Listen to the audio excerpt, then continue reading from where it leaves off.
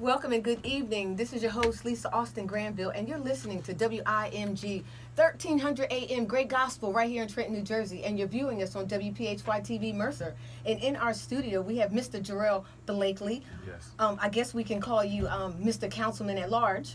Elect. Elect. I get sworn in July 1st, but you can call me. You can start calling me Councilman now. I like that. A confident young man. I try to be. So tell us, for those who are listening, a councilman at large, what exactly is the role of a councilman at large? Because we're going to go straight to this because we have 30 minutes and we have some people who need to understand, again, and we're going to talk about why it's so important for you to have this position, but also about voting.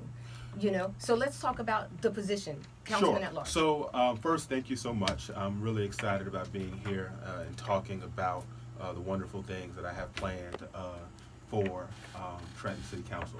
Now, Trenton City Council is the legislative branch of Trenton City government. We operate under the Faulkner Act, which is a type of charter in New Jersey around municipal government. And we have something called strong mayor, weak council role. Long story short, there are 7 city council members, one that represent each of the 4 cardinal directions wards. So you have an East Ward council person, a West Ward council person, a South Ward council person, and a East Ward council person. So you have 4. And then you have 3 at-large council people that represent the entire city. I'm one of the city council people who represent the entire city. And so I'm really excited.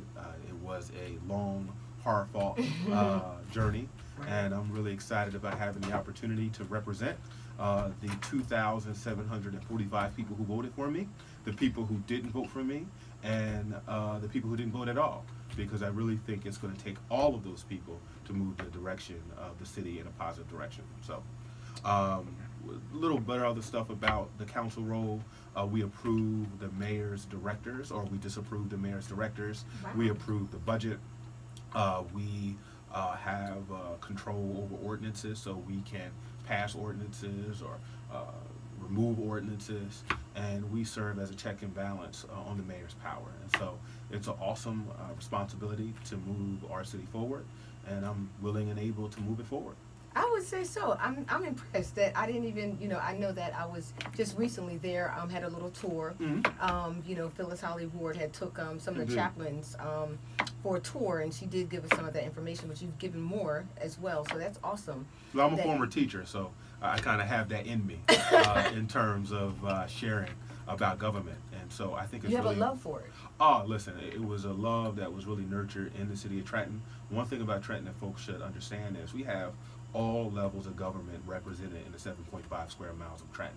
We have city government, we have county government, we have state government, and we have federal office buildings in the city of Trenton.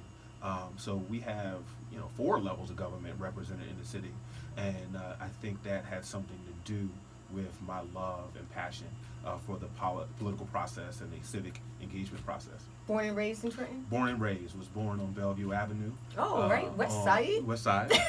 Grew up in East and West Ward. Okay. But I'm a native here. I attended Trenton Public Schools my entire career. I had 1 year at African People's Action School. Okay, APAS. APAS was a great place. Yes, it was. And I graduated from Trenton High in 2005 before going off to college and graduate school and all that good stuff. But I live here, my family lives here, and I'm really committed to making sure that Trenton is the city that we know that it can be.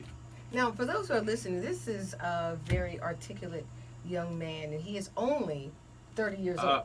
No, I'm serious. I have to say that because let me tell you, the way that you conduct yourself and the way that you represent this city is an example for a lot of young people because, you yourself, you went to Howard, right? I did. I got HBCU. I went to Howard, and I'm a big fan of historically black colleges. My experience at Howard was absolutely fantastic. While attending Howard, I had the awesome opportunity to intern at the White House Initiative on Historically Black Colleges for about 2 years while attending Howard, and I am just a big fan of our nation's. I believe there are 106 historically black colleges, and so if you're listening to this there is an HBCU for you. Oh, all right. And I hope you attend one. 3 of my kids went to HBCUs. That's awesome. I know one just graduated from Yeah, Como. yeah. And then Yeah. my daughter, I told you, she went to Howard. Okay. And then my other daughter, she was in Tennessee. So Where's she going to Tennessee? she went to Knoxville. Okay, yeah, I know about Knoxville. Yeah.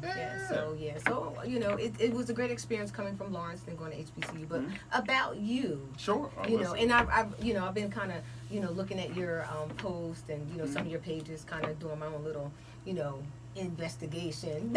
Listen, you can investigate me anytime you want. But reading, Yeah. That's a love of yours. Oh, I love to read. So I am an avid reader. If you go into my apartment, you will see many leather-bound books that smell of rich mahogany. It's I love reading. It's something that I do a lot of. I love history. I love autobiographies. I love African American history in particular. I am attempting to collect every autobiography of every major black political leader in America, in American history. And so I have autobiographies of folks who were mayors of Detroit, Atlanta, and Birmingham, and awesome. Different cities. And so New York City, Trenton native David Dinkins wrote a great autobiography that I have. Charlie Rango. So I've really been a student of history and a student of political leadership for a long time, and it really informs my trajectory as a beginning public servant in the city of Trenton. So what is leadership? You're studying all of these pioneers. Mm-hmm. So what is leadership to you? Well, it's important to have a vision. So you don't know where you're going if you don't know where you're going. And so it's important to actually have a focus around what do you hope to see. And so I have a vision for the city of Trenton. I have a vision for myself. I have a vision for, the kind of impact that I want to have. And I think that's central to being a leader. Also, you need to have focus. If everything is a priority, nothing is. Mm-hmm. So it's extraordinarily important that as a leader that you're focused on what your agenda and what your mission is. And there's other aspects of leadership that I'd love to discuss. I mean, I think it's important to be humble. Humility is one of those things that I think is misunderstood. Mm-hmm. Humility isn't thinking less of yourself, it's actually thinking less of yourself in terms of, focusing on mentoring and growing other people. And I'm learning that the more you serve, the more you get. And so I think it's really important to do that. And the inverse is true as well. When you don't, if you're only thinking of yourself, then you're not going to be able to have the impact that you want. And so I think it's really important to be humble, and that's something that I'm learning the importance of as I grow in leadership. Yeah. And for me, the best example of leadership is Jesus. Absolutely. Indeed. Humility, putting others before himself. Absolutely. Dying to self.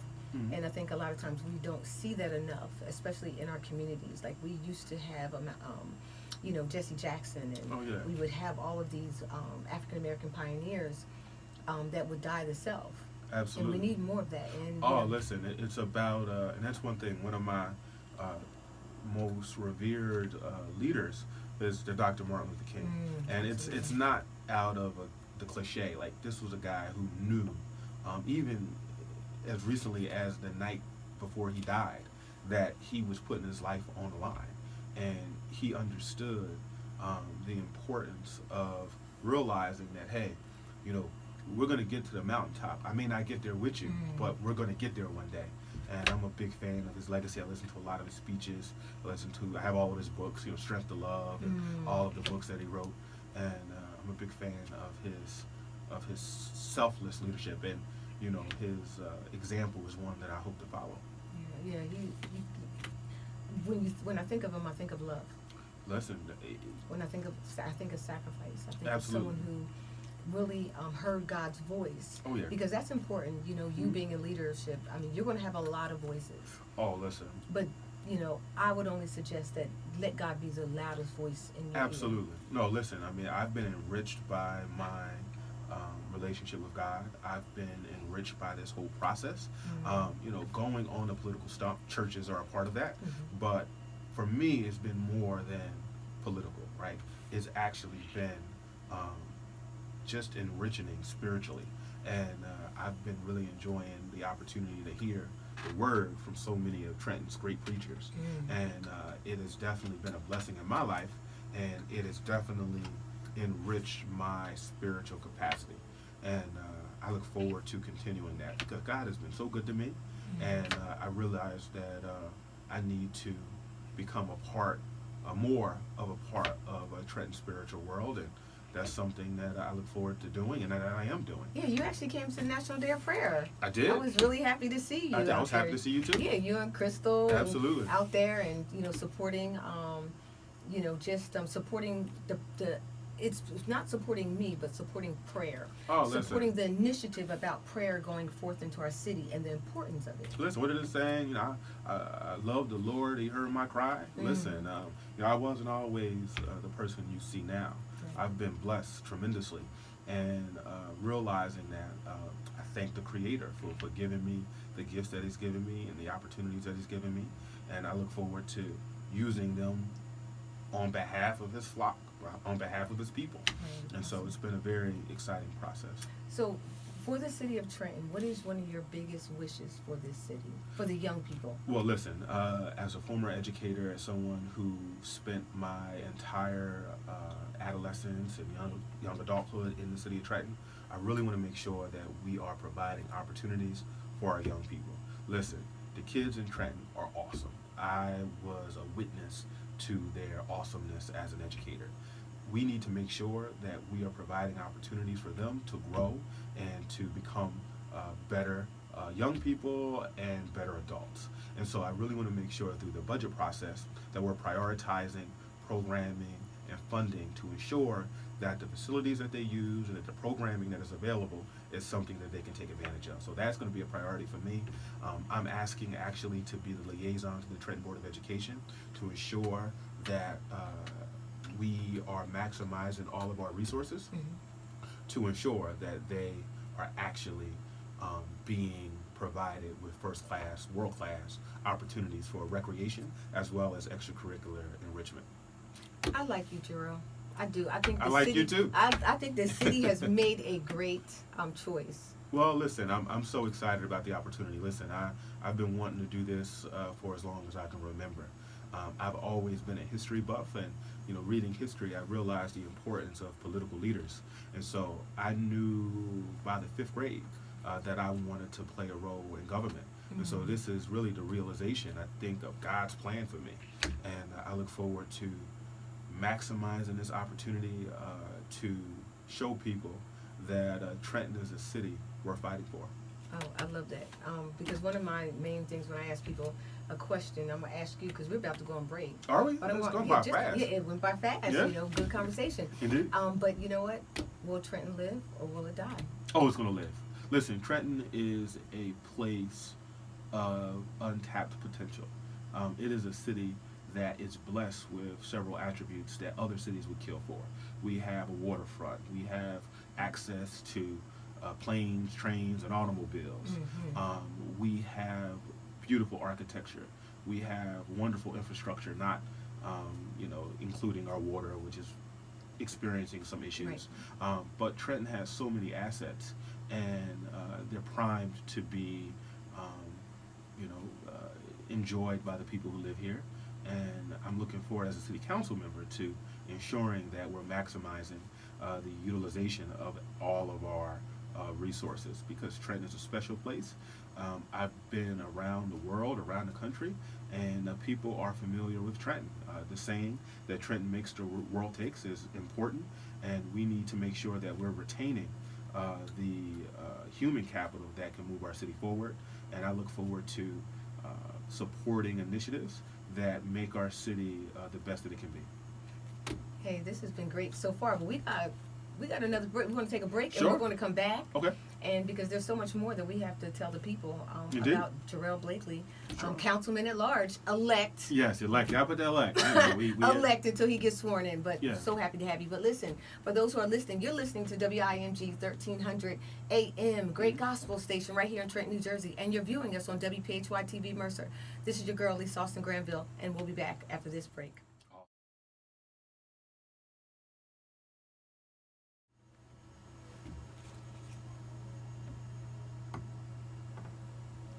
Welcome back. This is your girl, Lisa Austin Granville, and you're listening to WIMG 1300 AM. Great gospel right here in Trenton, New Jersey. And you're also viewing us on WPHY TV Mercer. And in my studio, my special guest today is Mr. Jerell Blakley, Councilman at Large elect. Indeed. Welcome. Thank you. I'm glad to be here. You know, we've had a first strong half, and we're going to even have a stronger second half.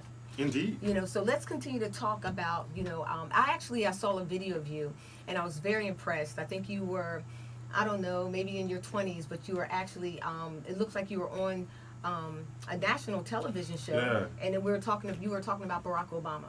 Indeed. So I'll tell you a little bit about that. I was in my senior year at Howard, or was it my junior year? I think it was my senior year at Howard. And I remember my best friend in college calling me saying, "Hey, Jerell, I'm about to go on an interview on Al Jazeera to talk about Barack Obama's first 100 days."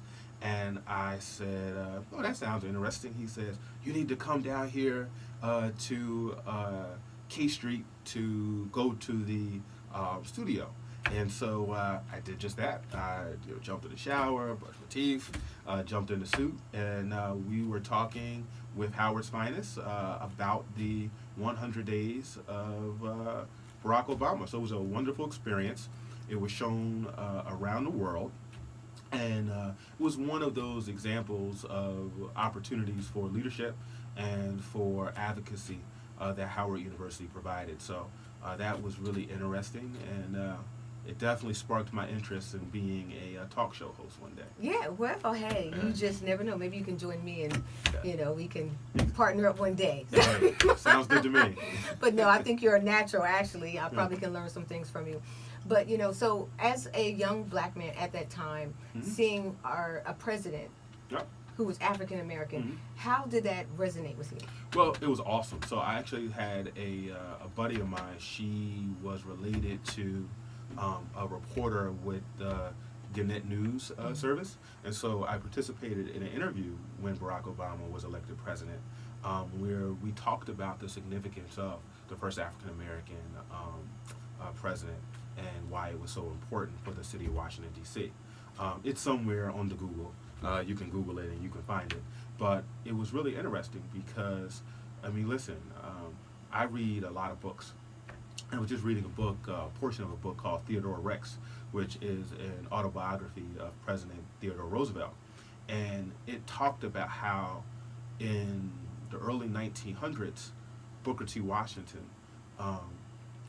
had dinner with President Roosevelt in the White House. And it talked about the outcry about how the racists around the country were just out of control with the idea of a black man having dinner in the White House. And then you juxtapose that with, a little over 100 years later, the fact that we have someone who slept in the White House, whose wife slept in the White House, right, whose grandmother slept, whose mother-in-law slept in the White House, whose children slept in the White House. So it sends a huge message about the potential of America, where in 3-4 generations or 3 generations, you're able to go from the idea of a black man being, eating in the White House being a national catastrophe in some people's eyes, to having a black president whose house is the White House. So, I think that is absolutely awesome, and it says a lot about America's progress. It absolutely does. And I want to talk about your progress. You don't want to talk about me. Yeah. I want to talk about you. I want to talk about Sure. you and your love for this city. Indeed. And how important you believe that it is for people to get out and vote now. Because everyone did not make the cut. Yeah. So what would you share with them? Because there's still some positions for council people. Sure. So it's funny. Mayor. So it's funny. So I'm very happy that I don't have a runoff. It's a lot of work. So my hat's off to the people who are in the process, who are continuing campaigning. It's a lot of work, and I definitely take my hat off to you, to folks who are running. I would say that it's important for all candidates to stay focused. When you're running a race, you lose when you look to your left, when you look to your right, when you look behind you. You lose because you're distracted. And so one thing that I did, and that I really tried hard to do, was to stay focused and to make sure that I was just concerned about my candidacy and letting people know why they should vote for me. I didn't spend a lot of time telling people why they shouldn't vote for other people. I spent all of my time telling people why they should vote for me. That's good. And I think that is prudent advice that other candidates would be wise to take. Absolutely. So, were you disappointed about the number of people who actually came out Well, to you know vote? what? I mean, I think that there's a number of things. Of course, we always want high voter turnout. I mean, I think that is a sign of a healthy democracy. However, I would say that our turnout was actually higher than the national average. Really? It Wow. was. Is actually higher than non-presidential elections. The last county executive election, the turnout in Trenton was 15%. The turnout in the local election was 50% more than that. Okay. And so I think that we can definitely do a better job of engaging or giving people a reason to vote. But I think that this is not a Trenton issue specifically. It is a county, suburban, national issue that we need to confront holistically. One thing that I did to address that is I, in conjunction with the Citizens Campaign, helped create a civics course called Leadership Civics in the Trenton Public Schools, where we taught kids the importance of voting. It's currently in the curriculum. It's been a curriculum for a number of years now. That's awesome. And Yeah, I that's had the pleasure amazing. of being the first teacher, and I helped design it with the Citizens Campaign. And it's really important that we give young people an understanding of government, and that for adults, we give them a reason to vote. There's a lot of cynicism in Trenton, a lot of people who feel that they've been lied to by politicians, and that contributes to people saying, you know what, What's the point? what's the point? Right. But I think if you give people a reason to vote, they do indeed go out and vote.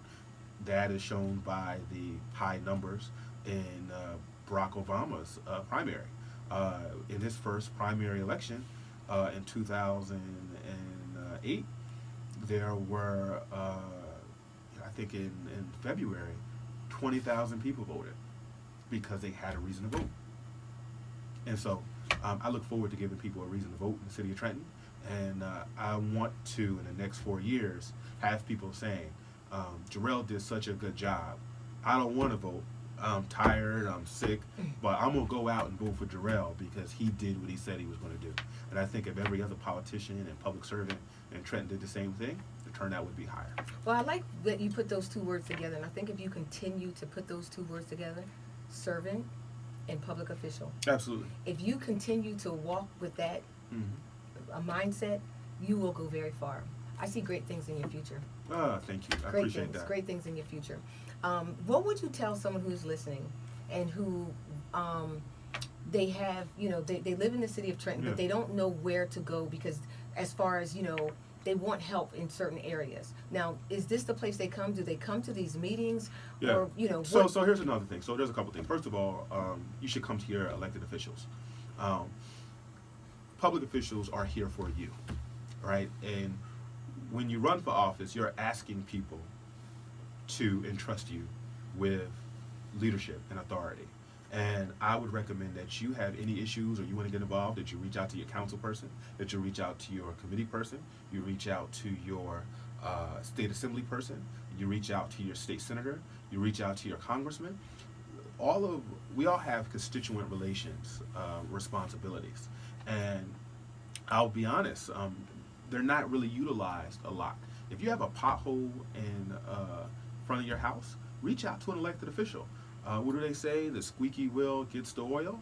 It's really important to make sure that you are present, that you're involved. There's a saying that I'm fond of, is if you're not at the table, you're on the menu. And so it's important that people actually are at the table and that they participate in government. Listen, we live in a participatory democracy. We live in a participatory government. And I want people to participate in voting in other ways. Listen, there's so many different ways that you can be involved. You can serve on a board or a commission. There are hundreds of state boards that are begging for volunteers to serve. We have city boards. We have So county where do you get boards. that information from? You can go to the website. The websites of each of these governmental levels have it. For example, before I was a councilman, I served and I serve now on the Mercer County Board of Social Services that governs all of the social welfare responsibilities of government. So food stamps, TANF, we have a 9-member board that is comprised of members of the public that govern how that agency is developed. And so I've been on that board for about 2.5 years now. And that was a way for me to learn the process to get involved in government. And once I realized that I had a knack for it, I said, you know what, I want to serve the public more. And so I decided to run for city council. But it didn't start with city council. It started as... And it won't end with city council. I already see well, listen, yeah, listen, from your lips to God's ears. Yeah, I believe so. Yeah. So, those that are listening, they can always reach out to, and how accessible are Oh, very accessible. So I'm on Facebook. Councilman Blakley is my handle on Facebook. I just changed that today. Okay. My Instagram is Councilman Blakley, and all one word. Mm-hmm. And my Twitter is _Councilman JB. And so you can contact me on all of those social media platforms. I have a phone number. I have a website. We're in the process of transitioning the website to, Vote Blakley or whatever it is, or Blakley for Council. We're going to transfer that to Councilman Blakley so people are able to get in touch with me and to see, my role and how to get in contact with me and how they can be a part of moving the city forward. Yeah, because I notice a lot of times when, sometimes when people get these positions, they become less accessible, so, and I've always, at least for the last few years, I've seen you out and about. Oh, yeah. In different arenas, so, and with the people. So Listen, that won't change. Oh, and that's something that I would say that contributes to the level of cynicism in the city. So you have people who have all these promises. Oh, I'm going to do this, I'm going to do that, I'm going to do this. And when they lose, you never see them again. And then when they win, often, they get brand new. I want to have the exact same hunger and tenacity and aggressiveness in getting people's vote to make sure that I keep their vote. And I think the easiest way for me to ensure that I'm reelected to city council is to do what I said I'm going to do. And if you do that, everything else works out. You're invested. Oh, I live here. I'm buying a condo this summer. I look forward to buying my first piece of property this summer. And I'm excited about being a part of Trenton. I'm here for the long haul. And that's what they need to hear. So we only have 2 more minutes, believe it or not. So what would you like I want more. What would you tell the people? Listen, be involved. I think it's easier to curse the darkness than light a candle. But I think it's important that you light candles. And it doesn't have to be a big candle. It can be a small candle. It could be, you see the front of your house is dirty. You say, rather than waiting for somebody else to clean it up, you just clean it up. You see a neighbor whose grass is not cut and it annoys you, cut it for them. That's what I do. I think that's wonderful. So, okay, so again, we only have a little bit of time, but I want you to tell them one thing that we might not know about you, or an attribute that you would like to share. I'm really shy. You're really shy. I'm really shy. I'm very introverted. I'm not I'm not someone, even though So you're being squeezed right now. Yeah. And this is a good thing. I can think of worse things to be. I can think of worse It's things only to when be. you squeeze what really comes out of you, and we see what comes out, a defined young man. I appreciate somebody that. who is very polished, somebody who loves God, loves his community, and we wish great success. So I appreciate it. Thank you for the opportunity. And listen, this is not going to be the last time. I hope you not. call me anytime, and I'm here. Absolutely. So listen, again, will Trenton live or will it die? It's going to live. Not only is it going to live, it has to be a question of will it thrive, and thrive indeed it will. All right, you guys didn't heard it. Hey, this is Lisa Austin Granville, and you're listening to me on WIMG 1300 AM Great Gospel, and you're viewing us on WPHY TV Mercer. Thanks for having us. Have a good evening.